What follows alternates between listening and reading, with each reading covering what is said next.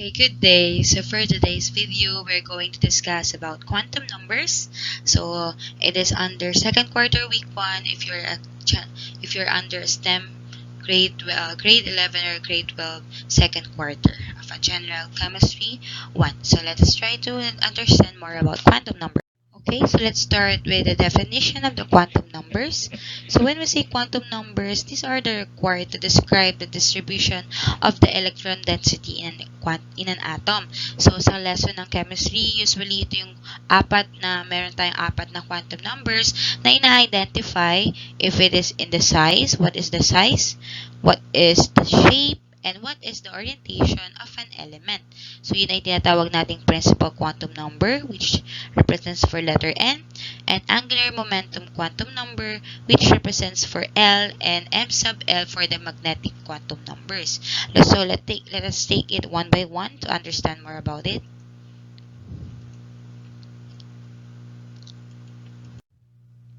So when we say principal quantum number or letter N, it only designates the size of the orbital. So the larger the value of N, the larger the orbital na meron tayo. So let's have an example of an hydrogen, where hydrogen has one atomic number. So pag ginawa natin ang electron configuration, so we have 1s1. So this one pertains for how many atomic number, and this lies to the sub-level kung anong subshell siya, at itong 1 represents for the energy level. What is the energy level of hydrogen? So, yung energy level natin is yung N. So, equals, yung hydrogen is N equals to 1. So, if we're going to portray or drawing about hydrogen, so H, so meron lang siyang 1 orbital because that is the energy level na meron ang hydrogen. If we're going to have the fluorine, so fluorine has 9. So 9, let us have the electron configuration. So we have 1s2, 2s2, 2p, 5. I-add natin yung mga superscript. So 2 plus 2, 4 plus 5, when we have 9. So complete na siya. So ang energy level, titignan nyo lang po yung last whole number na meron sa electron configuration. So, ang N ng F is equals to 2. At kapag ito ay drawing natin, so F, meron siyang dalawang subshell, or dalawang orbital sa fluorine. So, dito sa dalawang orbital na ito, umiikot yung 9 electrons na meron si fluorine. Yan po yung principal quantum number. So, ibig sabihin, mas malaki or mas malaking atomic number, mas malaking orbitals ang meron siya at mas marami po siya. Next, when we say angular momentum quantum number or the L, it describes the shape of the orbital. So usually we are going to depend on the value of the principal. So kung ang N natin is equals to 2, so ang L natin, it can be 0 or 1. So ano ba yun, ma'am? Ano bang angular momentum? So magde-depend tayo sa S, P, F, or we have the subshells. So where S has a maximum of energy level of 2, P is 6, D is 10, and F is 14. Ito yung ginagamit natin sa electron configuration para mapakita natin yung distribution ng electrons. So dito sa angular momentum, kapag binigay lang po is N, kunwari yan, N is equals to 2. So, magde-depend lang tayo. So, it can L or the angular can be 0 or 1. Pero pag magbigay tayo ng specific na element, so, magkakaroon tayo kung ano yung katapat niya. So, anong equivalent niya. So, ang S po natin, ang equivalent niya po is to 0. S to 0 ang equivalent niya, si S. At ang P is to 1, D is to 2, and F is to 3. Okay po. So, yan po ang equivalent niya po. So, for example, ang ginawa natin kanina ay si hydrogen. So, ang electron configuration po ni hydrogen ay 1s1. Tama po ba? 1s1. So, ang energy level ni hydrogen is N. Ngayon, ang kanyang angular, dahil S, so, ang sagot ng angular niya is 0. Okay? So, dito tayo nag-rely. So, 0, 1, 2, 3. Okay po. So, let's have the next one. So, pag sinabi naman po natin na magnetic quantum number or M sub L, it describes the orientation of the orbital space. Again, magdedepend pa rin tayo sa value ng angular na sagot natin. So, balik tayo kanina kay hydrogen. Kung ang N ni hydrogen ay 1, ang angular niya is 0 dahil S. So, ngayon yung M sub L niya po dahil 0. So, 0 din po ang sagot natin. Okay?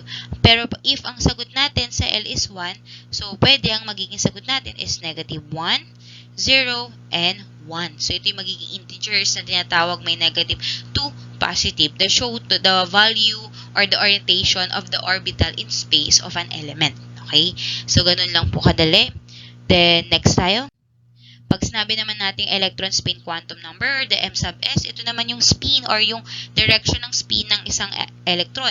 So, lagi lang tayong positive 1/2 at negative 1/2. And this electron spin quantum number, meron tayong sinusunod na rules in identifying ano po ba yung paano mag-distribute ng electrons at paano natin malalaman kung positive ba siya or negative sa dulo. Okay, so ito po yun. So, bago sige, i-summarize ko muna sa inyo. Ulitin ko, bago tayo magkalit-ulito sa tatlong rules. Ang principal quantum number natin, or the N, is represents for the size, or by just simply looking at the whole number in the electron configuration.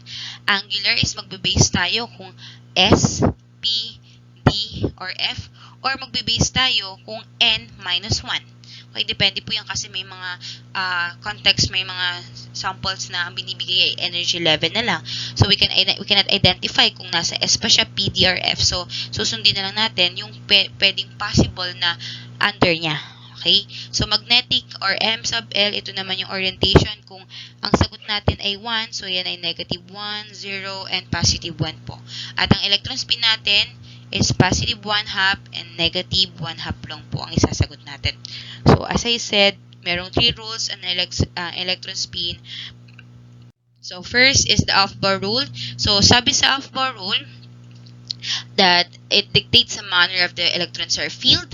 So, Aufbau is available from lowest energy to higher energy. So, pinakamababa muna tayo papunta sa pinakamataas na energy level. So, from, obviously, ang pinakamababang energy ay yung may principal energy quantum number na may 1. 1s. Sunod ay 2s. Sunod ay 3s. Okay? So, up to the highest energy level na meron tayo. Yun ang sabi ni Aufbau. Next, ang sabi naman ni Hans rule, every rule in a subshell is singly occupied with one electron before any orbital is doubled. So, sabi niya, 1 or positive muna, or 1 orbital muna, or sinasabi natin orbital, ito yung positive or negative, or arrow up or arrow down. So, up muna bago natin, bago hindi pwedeng parehas positive, or hindi rin pwedeng na single occupied lang siya, tapos mag-reach na tayo sa next level. Sabi niya nga dito, so, singly occupied with one electron before any orbital is doubly occupied. So, yung ka-level niya, unahin mo ng punuan bago tayo mag-next level. Okay, next at last po, ay sinabi kay Pauli exclusion principle na ito yung dalawang electrons ang meron sa isang orbital. Ito yung positive and negative. So, ulit, ano po ba yung orbital? Ma'am, sabi po kayo ng sabi ng orbital. Hindi ko po alam kung anong orbital, nalilito na po ako. So, ang orbital na tinatawag ay magbe-base tayo sa sublevels or subshells natin. Ulitin ko, meron tayong S, P, D, Fs. Ito yung mga subshells natin. So, ang highest energy level na pwedeng ma-occupy kay S group ay 2. Tama po ba? Ang P ay 6, ang D is 10, at ang F ay 14. Now, in an orbital, we're just going to divide it into 2 para malaman natin, kasi sabi nga, pares lang ang pwedeng ipasok natin sa isang orbital. So, it can be positive or negative. So, divide lang natin sa 2. So, si S magiging 1, si P magiging 3, at si D ay magiging 5, at si F ay magiging 7. Okay? So, yan po yung number ng orbital natin. So, it represents 4 box. Ito yung mga boxes na nakikita natin. 3, ayan, 5, and so on po. Yan yung Pauli exclusion. So, let's have the example of a quantum number. So, let's have first with fluorine. So fluorine has 9 atomic number. So first let us get for the electron configuration. 1s2, 2s2, 2p6. And, let's already exceeded na tayo kasi, ano na tayo, ang tawag dito? So, naging 10 na. So, it should be, 9 lang po. So, 5. So, para malaman, ulitin nyo lang po, 2 plus 2, 4 plus 5 is equals to 9. So, meron na tayong 9 atomic number. So, just a simple recap, in our chemistry dati po, by just looking our electron configuration, we can simply identify the location of the element in our periodic table without looking at it. Identifying the family number, identifying the period number, at anong group, part siya ng electron, ng periodic table. So, papakita ko sa iyo kung paano, sa inyo po yung paano. So, ang valence electrons natin ay 2p5, itong 2s2, 2p5. So, para malaman natin kung ano yung family number, just add the superscript. So, 2 plus 5, it means it is 7. So, pang 7 siya pag dinrawing ko siya ng ganito. If I'm not mistaken. So, 3, 4, 5, 6, 7. Ayan po. So, ito yung periodic table natin, ha? Kung ito-drawing ko, ito ang periodic table natin. So, 1, 2. Yan. Okay. So, kung titingnan natin, sabi niya, sa 7 group siya. So, kung ito ay 1, 2, 3, 4, 5, 6, 7. Andito sa part na to. Sa 7 na to, yung ating fluorine. Now, by just looking at the energy level, pinaka-highest energy level, doon natin ma-identify kung pang ilang period number siya. So, dahil ang period number natin ay 2, sa gilid yun, so we have 1 and 2. So, meaning dito siya. So, pangalawa siya. Pangalawa siya. So, meaning dito siya, si F. Kung tama po ako. Okay? So, yan po, at siya ay nasa P group. So, P group to. Ito yung P group. Palitan natin. Ito yung P group. Ito yung S. Ito nasa dulo S. Okay. Ito sa pinakababa is D. Okay. Ito nasa gitna D. Kung hindi po ako nagkakamali, if I'm mistaken, so maybe nakalimutan ko na po kasi hindi naman po ito ang ating lesson. So, nag-recap lang tayo. Okay. So, back to our lesson. So, balik po tayo sa quantum numbers.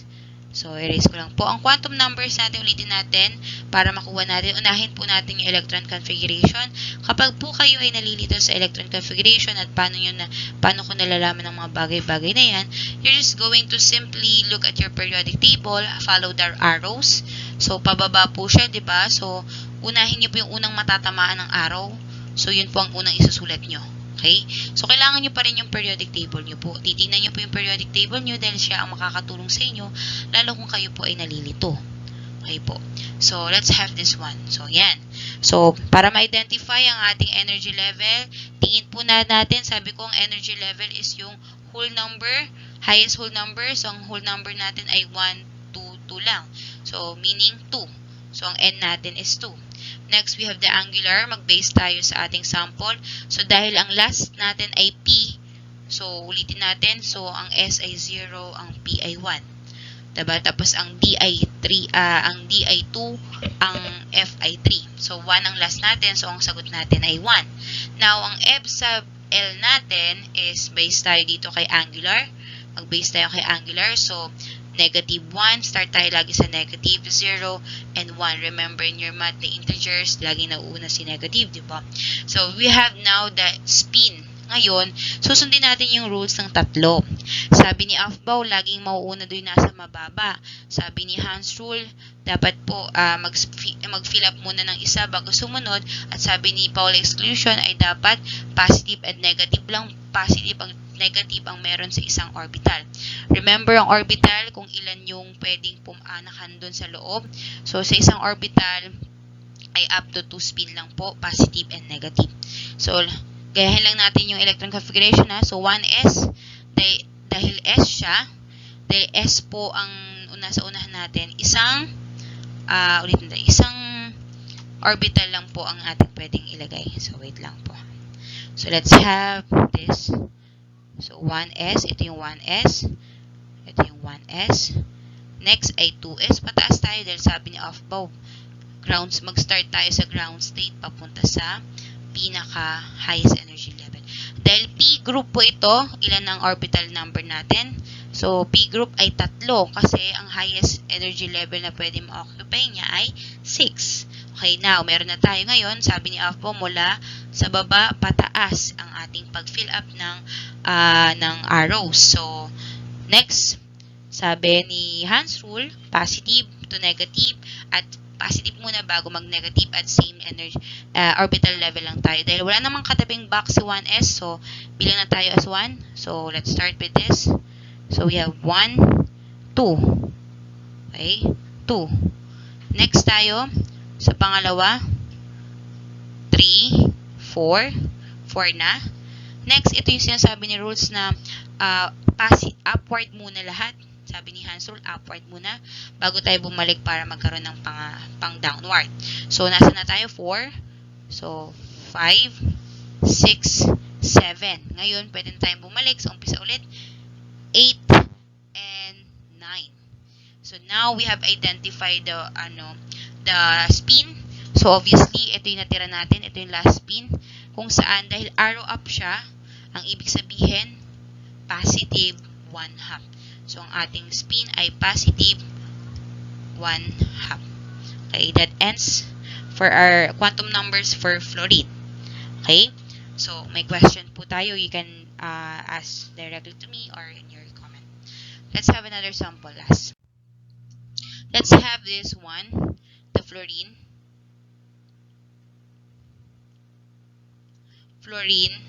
Nabigay ko na pala. Phosphorus has 15 atomic number.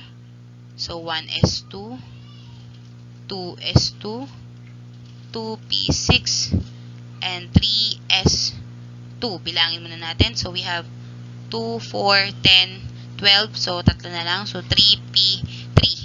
So, energy level natin. So, 3. Tama po ba? Energy level natin, 3. Ang ating angular, ano yung last natin? P. So, dahil P, so, ang sagot natin dyan ay 1. Pwedeng 0 to 1 kasi SP, S, tsaka P lang available. Wala namang D. So, ngayon, M sub L natin is dahil 1, mag-start tayo, negative 1, 0, 1. Okay? Then, ang ating MS spin, ayan, mag-drawing tayo ulit. Magdo-drawing tayo ulit ng ating spin. So, 1, ito ay 1S. Ito yung 2S, 1S, 2S. Next, 2P, tatlo. Ito yung 2P. Ito yung 3S. Sorry, hindi pantay. 3S. Tapos, ito yung 3P, tatlo ulit. 1, 2, and 3. Now, arrow tayo dahil 15. So, 1, 2, 3, 4, 5, 6, 7, balik tayo, 8, 9, 10, next 11, 12, then next 13, 14, 15. Ito pala yung pang ating 3P. Hindi ko nalagyan 3P. So, 15 na tayo. So, lahat sa last 3P ay mayroon lang tigi-isang spin number at lahat po yan ay positive 1/2. So, ang sagot natin ay positive 1/2. Yan po ang ating quantum numbers. It seems like very intriguing or parang nangyari, bakit ganun? So, you will more understand if you go deeper with our chemistry class. So, I hope you understand more about it. So, for our next lesson, we are going to identify if the spin or the MS is paradiametric or the diametric. So, diamagnetic or so, yun ay didiscuss natin sa next lesson. I hope you'll learn something from me. So, good luck and God bless.